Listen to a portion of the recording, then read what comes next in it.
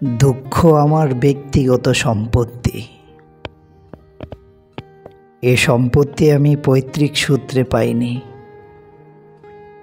ধীরে ধীরে অর্জন করেছি। কখনো কখনো নিজের ভুলে অর্জিত হয়েছে দুঃখ, কখনো বা অন্যের দেওয়া কথায়।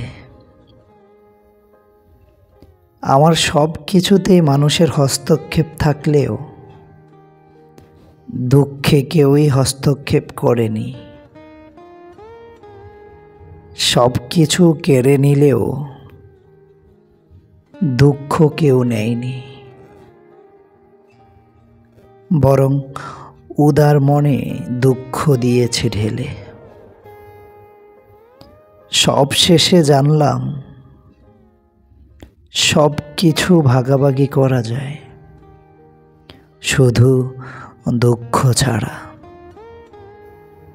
সব কিছু ভাগাভাগি করা যায়, শুধু দুঃখ ছাড়া।